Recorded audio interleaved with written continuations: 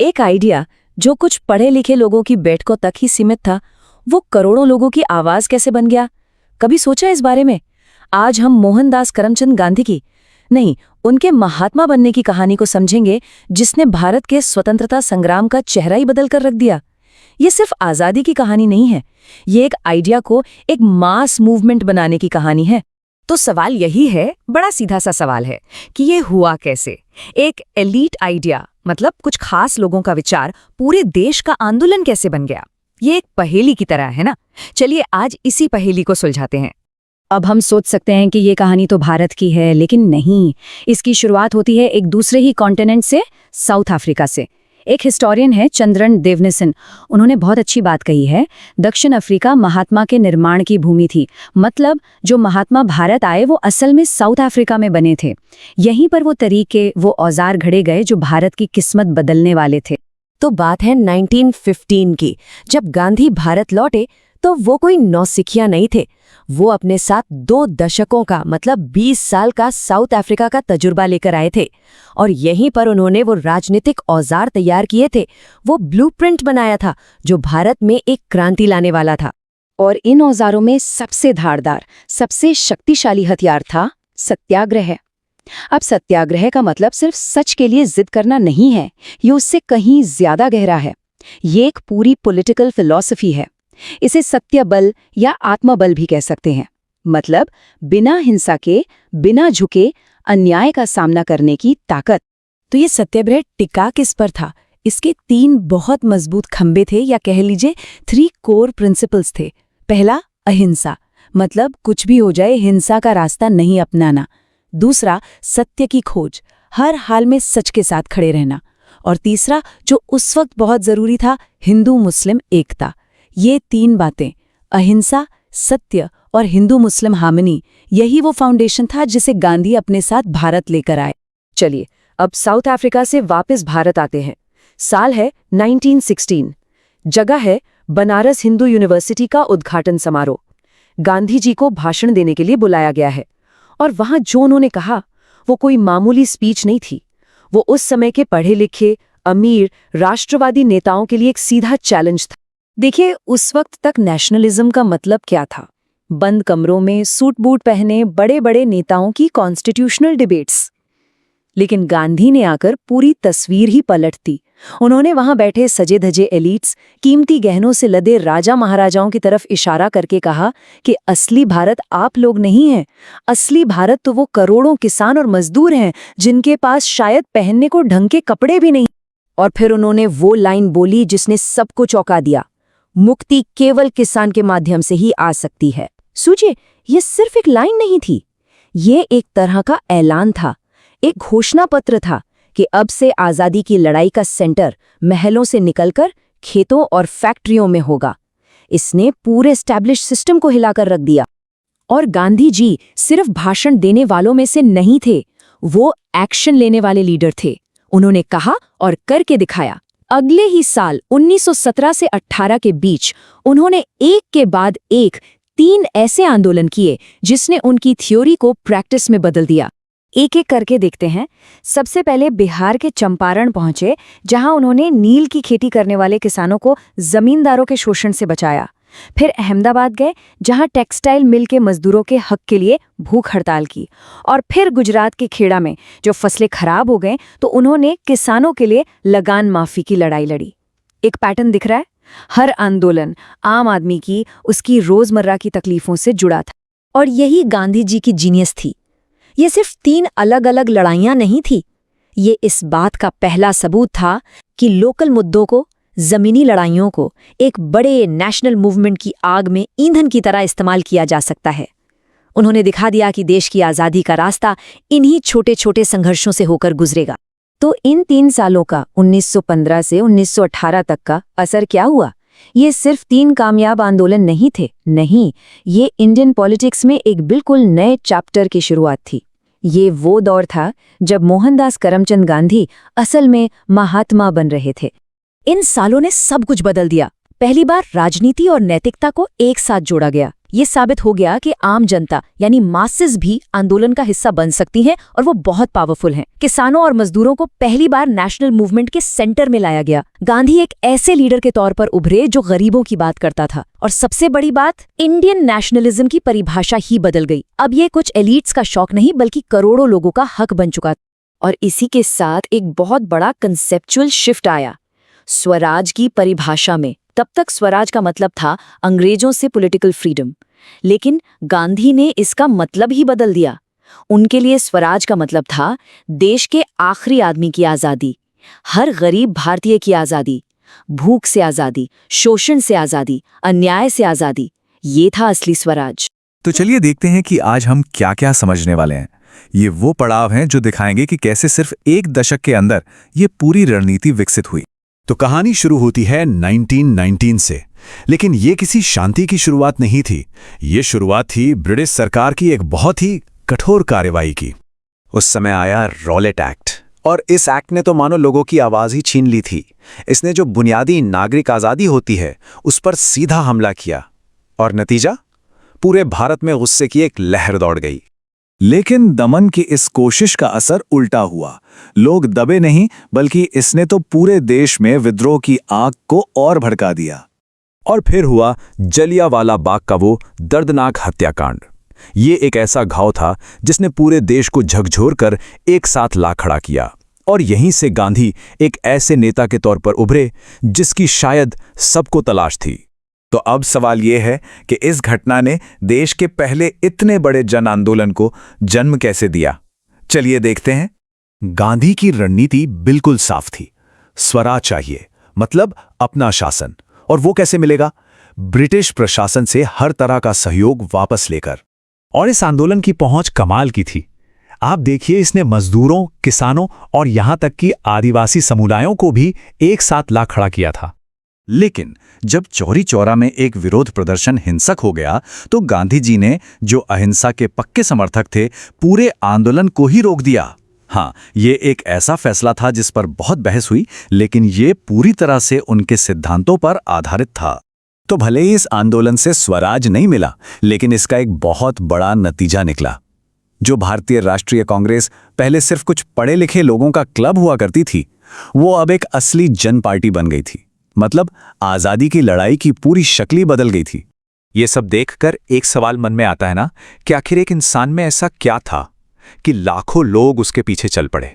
इस आंदोलन की असली ताकत को समझने के लिए हमें यह समझना होगा कि आम जनता अपने नेता को किस नजर से देख रही थी।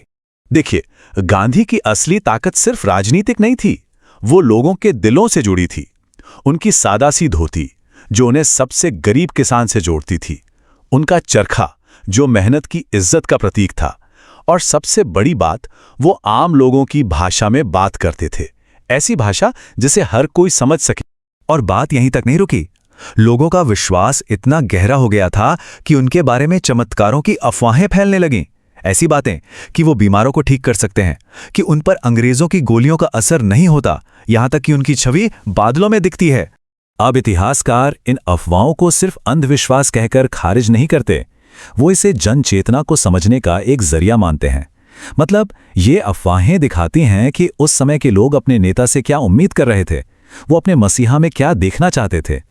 अच्छा, तो असहयोग आंदोलन रुकने के बाद रणनीति में एक बड़ा बदलाव आया। अब लड़ाई का फोकस बाहरी टकराव से हटकर देश को अंदर से मजबूत करने पर आ गया। इस दौर को रचनात्मक कार्यक्रम का दौर कहा गया।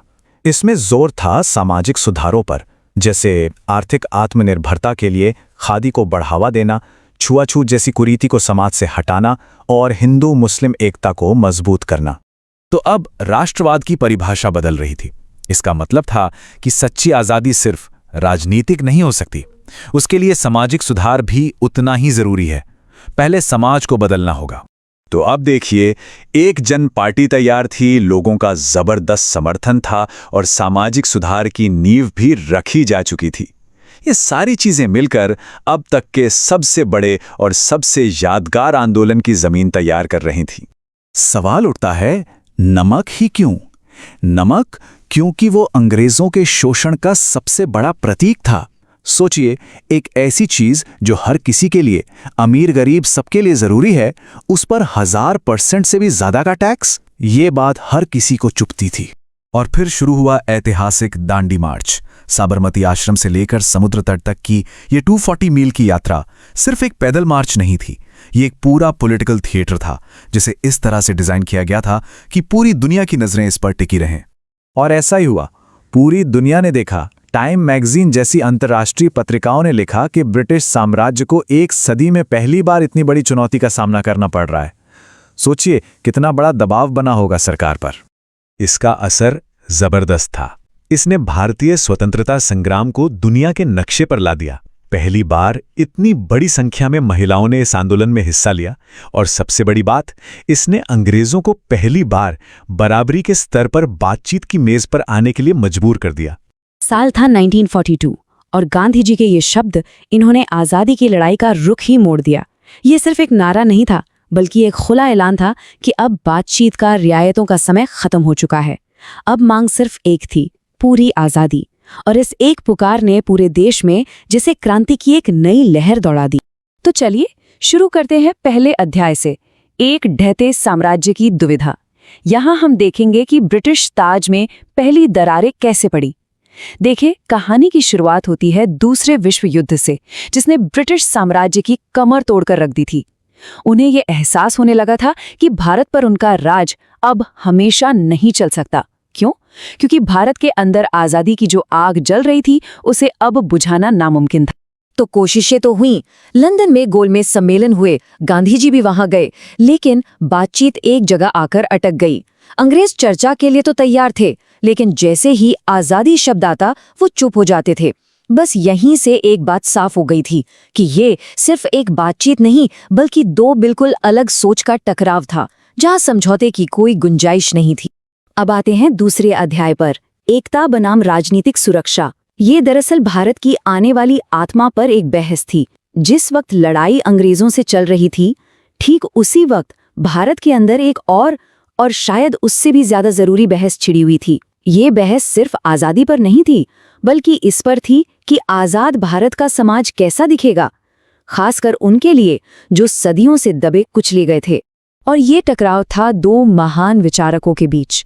एक तरफ थे गांधी जी, जिनका मानना था कि समाज सुधार से, लोगों का दिल बदलने से जाति व्यवस्था जैसी बुराइयां खत्म हो जाएंगी।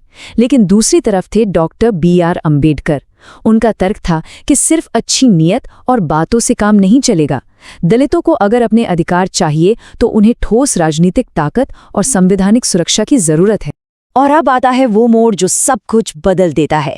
तीसरा अध्याय, करो या मरो का क्षण, यानी 1942 का भारत छोड़ो आंदोलन। जब क्रिप्स मिशन जैसी बातचीत की आखिरी कोशिशें भी नाकाम हो गईं, मतलब अंग्रेजों ने पूरी आज़ादी देने से एक बार फिर मना कर दिया, तब गांधी जी ने आंदोलन का सबसे आखिरी और निर्णायक दांव खेला। ये ब्रिटिश राज के लिए एक सीधी और अंतिम चेतावनी थी। सिर्फ दो शब्द, करो या मरो, लेकिन ये एक मंत्र बन गए। इसका मतलब एकदम साफ था, अब या तो पूरी आज़ादी मिलेगी या कुछ नहीं। हाँ, रास्ता हिंसा का ही था, लेकिन इरादा फौलादी था। इसने बातचीत के दौर को हमेशा हमेशा के लिए खत्म कर दिया और सीधी कार्रवाई का ऐलान कर दिया। और इस नारे का असर जमीन पर फौरन दिखा। देश के कोने कोने में और खासकर महाराष्ट्र के सतारा जैसी जगहों पर लोगों ने अंग्रेजी हुकूमत को सचमुच उखाड़ फेंका और अपनी समानांतर सरकारें चलाईं, जिन्हें प्रति सरकार कहा जाता था। ये इस बात का सबूत था कि अब आम लोगों ने सत्ता अपने हाथ में ले ली थी। लेकिन हर बड़े आंदोलन की तरह इसके कुछ ऐसे नतीजे भी निकले जिनके बारे में शायद सोचा नहीं गया था। एक तो ये कि नौजवानों में जबरदस्त जोश तो आया, लेकिन साथ में कुछ कट्टरता भी आई। और दूसरा, जब कांग्रेस के सारे बड़े नेता जेल में थे, तो मुस्लिम लीग को अपना बेस फैलाने का एक सुनहरा मौका मिल गया और इसने आगे चलकर राजनीति का पूरा खेल ही बदल दिया। अब हम कहानी के सबसे दर्दनाक हिस्से की तरफ बढ़ रहे हैं, स्वतंत्रता की हिंसक सुबह और बंटवारे का वो रास्ता जिससे बचना नामुमकिन हो गया था। 1946 आते आते कांग्रेस और मुस्लिम लीग के बीच की खाई इतनी चौड़ी हो चुकी थी कि उसे पाटना लगभग नामुमकिन था।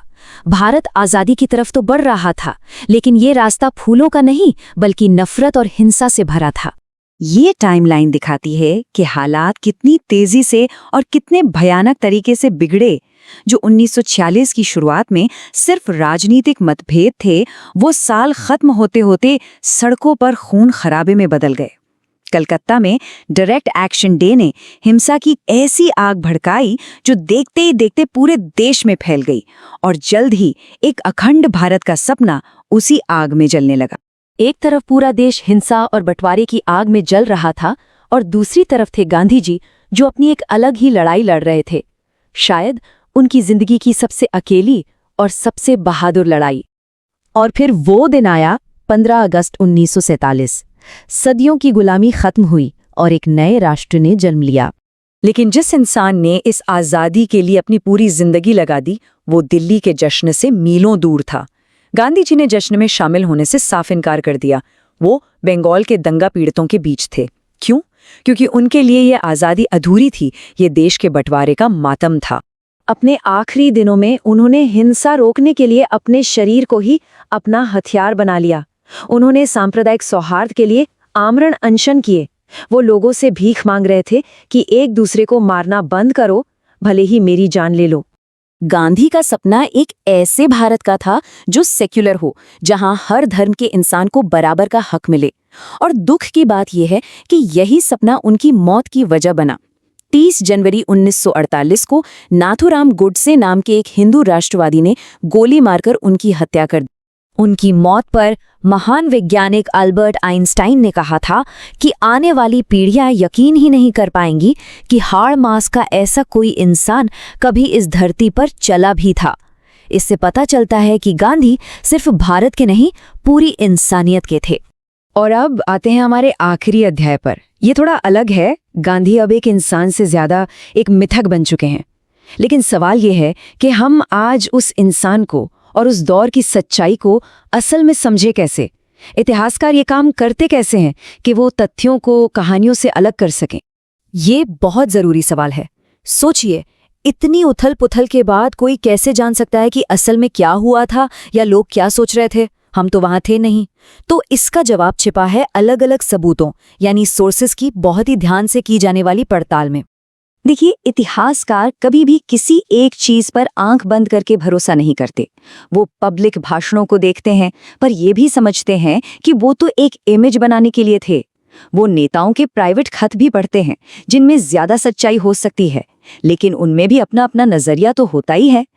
पुलिस रिपोर्ट में फैक्ट्स होते हैं, पर वो सरकारी एंगल से लिखे होते हैं।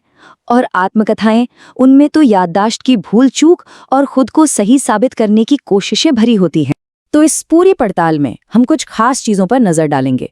पहले तो ये कि कैसे उन्होंने राजनीति को इलीट लोगों से निकालकर आम जनता तक पहुंचाया। फिर देखेंगे कि किसान उन्हें कैसे देखते थे और असलियत क्या थी। ये भी समझेंगे कि उस जमाने में अफवाहें कैसे एक तरह की पॉलिटिकल लैंग्वेज बन गई थीं।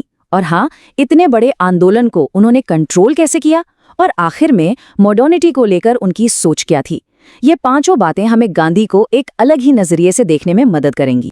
तो चलिए सबसे पहले बड़े बदलाव से शुरू करते हैं कि गांधी ने भारतीय राष्ट्रवाद का पूरा चेहरा ही कैसे बदल दिया। ये कंपैरिजन देखिए, सब कुछ साफ हो जाता है।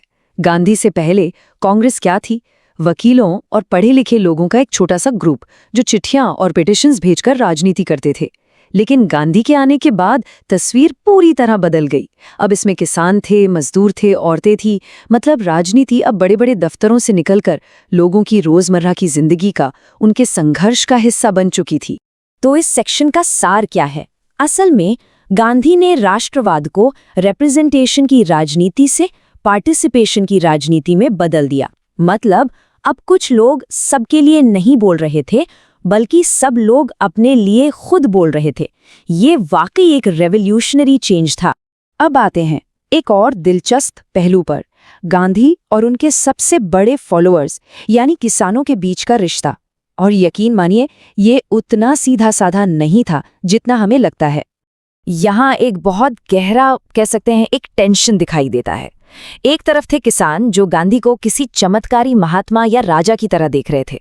उन्हें लगता था कि ये आए हैं और पलक झपकते ही उनकी सारी मुसीबतें दूर कर देंगे। और दूसरी तरफ थे खुद गांधी, एक स्ट्रैटेजिस्ट जो एक डिसिप्लिन्ड, नॉन वायलेंट और कंट्रोल्ड मूवमेंट चलाना चाहते थे। मतलब किसानों की उम्मीदें और गांधी की स्ट्रैटेजी, इन दोनों में जमीन आसमान का फर्क था। अक्सर हम अफवाहों को बस अंधविश्वास मानकर खारिज कर देते हैं, लेकिन इतिहास बताता है कि ये खास तौर पर उस दौर में कम्युनिकेशन का एक बहुत पावरफुल जरिया थी। उस जमाने में सोचिए कैसी कैसी बातें फैलती थीं कि गांधी जी के पास तो चमत्कारी शक्तियां हैं, या फिर जिसने गांधी की बात नहीं मानी उसके साथ कुछ बुरा हो गया। ये सिर्फ कहानियां नहीं थीं, इनका एक गहरा पॉलिटिकल मीनिंग था। इतिहासकार इसे लोकप्रिय राजनीतिक भाषा या पॉपुलर पॉलिटिकल लैंग्वेज कहते हैं। सोचिए, एक ऐसा समाज जहां ज्यादातर लोग पढ़ लिख नहीं सकते, वहां तक कोई मैसेज कैसे पहुंचेगा? इन्हीं कहानियों और अफवाहों के जरिए। तो सबसे जरूरी बात यह है कि ये कहानियां सिर्फ लोगों की नासमझी नहीं दिखाती थी, बल्कि ये उनकी राजनीतिक उम्मीदों और चिंताओं को जाहिर करती थी। ये एक तरह से उनका तरीका था ये कहने का कि गांधी हमारे साथ हैं और हम इस लड़ाई में अकेले नहीं हैं। अब बात करते हैं असहयोग आंदोलन को वापस लेने के फैसले की। चौरी चौरा का नाम तो सबने सुना है। आमतौर पर यही कहा जाता है कि हिंसा की वजह से आंदोलन वापस लिया गया, लेकिन कहानी में और भी बहुत कुछ है। हाँ, चौरी चौरा में जो हिंसा हुई वो यकीनन एक बहुत बड़ी वजह थी, इसमें कोई शक नहीं। लेकिन अगर हम गांधी की स्ट्रैटेजी को जरा गहराई से देखें तो एक और वजह सामने आती है। गांधी की दुविधा को इन 4 स्टेप्स में समझ सकते हैं। पहला, आंदोलन इतनी तेजी से फैल गया जिसकी किसी को उम्मीद नहीं थी। दूसरा, इसकी वजह से जमीनी स्तर पर कांग्रेस का कंट्रोल कमजोर पड़ने लगा। तीसरा, गांधी को ये डर लगने लगा कि भीड़ अब उनकी स्ट्रैटेजी से, उनके रास्ते से भटक रही है। और इसीलिए चौथा, कंट्रोल वापस पाने के लिए और अपने अधिकार को बनाए रखने के लिए आंदोलन को रोकना जरूरी हो गया था। ये पॉइंट बहुत जरूरी है। गांधी ने आंदोलन सिर्फ हिंसा की वजह से वापस नहीं लिया, बल्कि इसलिए भी लिया ताकि वो मास पॉलिटिक्स पर अपना मॉरल अथॉरिटी बनाए रख सके। ये एक मास्टर स्ट्रैटेजिस्ट का मूव था, जो जानता था कि एक बेकाबू आंदोलन कभी अपने मकसद तक नहीं पहुंच सकता। अच्छा, गांधी को लेकर एक और आम धारणा है कि वो हर तरह की मशीन, टेक्नोलॉजी और प्रोग्रेस के खिलाफ थे। पर ये सच कहूं तो एक बहुत बड़ा ओवर सिंप्लीफिकेशन है। इस कंपैरिजन से उनकी सोच एकदम साफ हो जाती है। गांधी किसके खिलाफ थे? वो उस ब्लाइंड इंडस्ट्रियलिज्म के खिलाफ थे जो लोगों का शोषण करता है। वो उस मशीनरी के खिलाफ थे जो लाखों लोगों को बेरोजगार बना दे। लेकिन वो किसके समर्थक थे? वो साइंस और कम्युनिकेशन के समर्थक थे। वो मॉडर्न हाइजीन और एजुकेशन के समर्थक थे। तो असल बात क्या है? गांधी ने मॉडर्निटी के उस मॉडल का विरोध किया जो मुनाफे को इंसान से ऊपर रखता है। उनका विरोध साइंस से नहीं, बल्कि शोषण पर टिकी व्यवस्था से था। तो इस पूरे विश्लेषण के बाद गांधी की एक ज्यादा कॉम्प्लेक्स, एक ज्यादा परतदार तस्वीर उभरकर सामने आती है। जब हम महात्मा की सीधी सादी छवि से आगे देखते हैं तो हमें एक ब्रिलियंट पॉलिटिकल ऑपरेटर दिखाई देता है। एक ऐसा शख्स जिसने इतिहास के सबसे बड़े जन आंदोलनों में से एक को न सिर्फ बनाया, बल्कि उसे गाइड किया और जरूरत पड़ने पर उसे कंट्रोल भी किया। तो आज हमारे इस सफर में हम क्या क्या देखने वाले हैं? सबसे पहले एक प्रतीक की ताकत, फिर नई आवाजें और पुरानी बाधाएं, साझा लक्ष्य लेकिन रास्ते अलग, एक क्रांति जो बिना किसी नेता के हुई, और फिर एक शहीद का क्या मतलब होता है। आखिर में हम सब कुछ जोड़कर देखेंगे कि फाइनल टेक अवे क्या है। तो चलिए सबसे पहले बात करते हैं प्रतीक की शक्ति की, यानी नमक सत्याग्रह। अब देखिए, दांडी मार्च की तस्वीरें तो हम सब ने देखी हैं, है ना? पर कभी ये सोचा है कि इस आंदोलन की असली पावर उसकी सिंप्लिसिटी में ही कैसे छिपी थी? और सवाल यही उठता है कि नमक जैसी इतनी साधारण सी चीज पर किया गया प्रोटेस्ट इतना पावरफुल कैसे हो गया? मतलब सोचिए जरा, मुट्ठी भर नमक ने इतने बड़े साम्राज्य की नींव हिला दी। कैसे? इसका जवाब हमारी सोच से कहीं ज्यादा गहरा है। आमतौर पर हमें क्या बताया जाता है कि भाई ये रोजमर्रा की जरूरत की चीज पर लगे टैक्स का विरोध था, सिंपल। लेकिन इसकी जो गहरी स्ट्रैटेजी थी वो कुछ और ही थी। ये असल में एम्पायर के मॉरल अथॉरिटी पर एक सीधा हमला था, एक ऐसा हमला जिसने अमीर गरीब सबको एक साथ ला खड़ा किया। गांधी जी ने नमक को इसीलिए चुना क्योंकि ये हर किसी को जोड़ता था, और इस एक कदम ने अंग्रेजों को पूरी दुनिया के सामने मॉरली गलत साबित कर दिया, उन्हें शर्मिंदा कर दिया। और इसका जो कोर इम्पैक्ट था वो यही था कि इतना बड़ा साम्राज्य एक मामूली से कानून पर कमजोर दिखने लगा। ये उनकी बहुत बड़ी हार थी। ये कोई बंदूक की गोली से जीती गई लड़ाई नहीं थी। ये एक मोरल और साइकोलॉजिकल लड़ाई थी जो एक विचार से जीती गई। अब आगे बढ़ते हैं। नई आवाजें, पुरानी बाधाएं, और ये सेक्शन है आंदोलन में महिलाओं की भूमिका पर। देखिए, इन मास मूवमेंट्स में एक और बहुत बड़ी ताकत शामिल थी, महिलाएं। उनकी भागीदारी जबरदस्त थी, लेकिन कहानी में एक ट्विस्ट भी था। चलिए समझते हैं कि वो क्या था। तो महिलाओं ने क्या किया? उन्होंने सिर्फ सिंबॉलिकली पार्टिसिपेट नहीं किया। अरे नहीं, उन्होंने बाकायदा नमक बनाया, शराब की दुकानों पर धरना दिया, खादी काता और मार्च में भी हिस्सा लिया। मतलब जमीनी स्तर पर उनकी भागीदारी बहुत रियल और एक्टिव थी। लेकिन इतनी जबरदस्त भागीदारी के बावजूद एक लिमिटेशन थी। एक बहुत जरूरी बात कि जो लीडरशिप रोल्स थे वो ज्यादातर पुरुषों के पास ही रहे।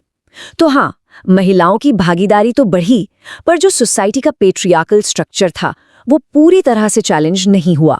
और ये कोट इस बात को बिल्कुल सही तरीके से बताता है कि गांधीवादी राजनीति ने महिलाओं के लिए सार्वजनिक स्थान तो खोला, लेकिन पितृसत्ता को पूरी तरह से चुनौती नहीं दी। मतलब पब्लिक लाइफ के दरवाजे तो खुले, पर जो सदियों पुराना ढांचा था वो वैसा का वैसा ही रहा। कह सकते हैं कि एक शुरुआत तो हुई, पर मंजिल अभी भी काफी दूर थी। चलिए अब एक ऐसे टॉपिक पर आते हैं जिसे अक्सर सिर्फ एक क्लैश, एक टकराव के तौर पर देखा जाता है, गांधी अंबेडकर बहस। पर इसको थोड़ा और गहराई से समझने की जरूरत है। देखते हैं कैसे। तो देखिए, उनके बीच जो डिसएग्रीमेंट था उसका मेन रीजन उनके अलग अलग प्राइमरी गोल्स थे। गांधी जी के लिए सोशल यूनिटी सबसे ऊपर थी। उन्हें लगता था कि सेपरेट इलेक्टोरेट समाज को हमेशा के लिए बांट देंगे। वहीं दूसरी तरफ डॉक्टर अंबेडकर का मानना था कि सदियों से जो हिस्टोरिकल ऑपरेशन हुआ है उसका सॉल्यूशन पॉलिटिकल सेफगार्ड्स में ही है। तो यहाँ पर टेक अवे क्या है? ये कि उनके गोल्स अलग थे, लेकिन एक बेहतर भारत के लिए उनके इरादे वो जरूरी नहीं कि अलग हों। मतलब इसे एक टकराव की तरह देखने के बजाय हम इसे दो अलग अलग अप्रोचेस के बीच एक डिबेट की तरह देख सकते हैं। दोनों का सपना एक बेहतर भारत ही था, बस रास्ते अलग अलग थे। हमारा अगला पड़ाव है एक नेतृत्वहीन क्रांति। जी हाँ, हम बात कर रहे हैं क्विट इंडिया मूवमेंट की। इसकी एक ऐसी यूनिक बात है ना, जिसे अक्सर लोग मिस कर जाते हैं, और यही बात इसे बाकी सभी आंदोलनों से एकदम अलग बनाती है। तो क्या था इसमें इतना यूनिक? हुआ ये कि जैसे ही मूवमेंट शुरू हुआ, कांग्रेस की सारी टॉप लीडरशिप को जेल में डाल दिया गया। पर क्या आंदोलन रुका? नहीं, वो चलता रहा। और ये पहली बार था कि इतना बड़ा मास मूवमेंट बिना किसी सेंट्रल कमांड के अपने आप जनता के दम पर आगे बढ़ा। और इस लीडरलेस स्ट्रक्चर के नतीजे भी बहुत जबरदस्त हुए। युवा और ज्यादा रेडिकलाइज्ड हो गए। देश के कई हिस्सों में लोगों ने अपनी पैरेलल गवर्नमेंट्स तक बना ली, और इसने एक तरह से भविष्य के रेडिकल नेशनलिज्म की नींव रखी। और यहीं से पता चलता है कि अंग्रेज गांधी को सबसे खतरनाक आदमी क्यों कहते थे। हाँ, ब्रिटिश रिपोर्ट्स में उन्हें आर्म्ड रेवोल्यूशनरी से भी ज्यादा खतरनाक बताया गया था। पता है क्यों? क्योंकि गांधी के पास वो ताकत थी जो किसी बम में नहीं हो सकती। अपनी एक आवाज पर लाखों लोगों को सड़कों पर उतार लाने की ताकत। और अब हम अपने विश्लेषण के सबसे मार्मिक हिस्से पर आते हैं, एक शहीद का अर्थ। इसमें हम गांधी के धर्म के इस्तेमाल और उनकी लेगेसी को समझेंगे। देखिए, गांधी का इरादा क्या था? उन्होंने धर्म को एक मॉरल और एथिकल फोर्स के तौर पर इस्तेमाल किया ताकि लोगों को जोड़ा जा सके। लेकिन इसको गलत समझा गया। उनकी भाषा का कम्युनल लीडर्स ने पॉलिटिकल बंटवारे के लिए दुरुपयोग किया। जब वो राम राज्य कहते थे तो उनका मतलब एक आइडियल स्टेट से था, किसी रिलीजियस स्टेट से नहीं। पर इस भाषा का गलत इस्तेमाल हुआ और समाज को बांटने के लिए हुआ। और उनकी मृत्यु का जो सिंबॉलिज्म है वो बहुत गहरा है। वो सिर्फ एक व्यक्ति की मौत नहीं थी, वो एक युग का अंत था। एक ऐसा दौर खत्म हो गया जहां मॉरल पॉलिटिक्स स्टेट पॉलिटिक्स से ऊपर थी। इसके बाद राजनीति का मतलब काफी हद तक स्टेट की पावर का खेल बनकर रह गया। तो इन सब बातों से हम फाइनल टेकअवे पर आते हैं। राष्ट्रवाद पर गांधी का जो स्थायी प्रभाव रहा वो क्या था? ये कोट सब कुछ समेट देता है। महात्मा गांधी का महत्व केवल आंदोलनों का नेतृत्व करने में नहीं था, बल्कि भारतीय राष्ट्रवाद की भाषा, तरीकों और नैतिक नींव को नया आकार देने में था। मतलब उनकी असली लेगेसी सिर्फ मूवमेंट्स लीड करना नहीं थी, बल्कि इंडियन नेशनलिज्म की पूरी लैंग्वेज, उसके मेथड्स और उसकी मॉरल फाउंडेशन को ही रीशेप कर देना था। और ये पूरी चर्चा हमें एक बहुत ही ज़रूरी सवाल पर लाकर छोड़ देती है कि किसी भी लीडर के मेथड्स को समझने से उनकी लेगेसी को देखने का हमारा नज़रिया कैसे बदल जाता है, इस पर ज़रूर सोचिएगा। तो अगर ये चैप्टर एक्सप्लेनेशन सच में उपयोगी लगा हो तो इसे लाइक ज़रूर करें, अपने दोस्तों और दूसरे स्टूडेंट्स के साथ शेयर करें, और हाँ, ई पाठशाला यूट्यूब चैनल को सब्सक्राइब करना न भूलें। याद रखिए, ये सामग्री सिर्फ आपके लिए नहीं, बल्कि उन सभी विद्यार्थियों के लिए है जो एनसीईआरटी को डेप्थ में समझना चाहते हैं। आपका एक शेयर किसी और छात्र का कॉन्सेप्ट क्लियर कर सकता है। हमारे साथ जुड़ने के लिए शुक्रिया।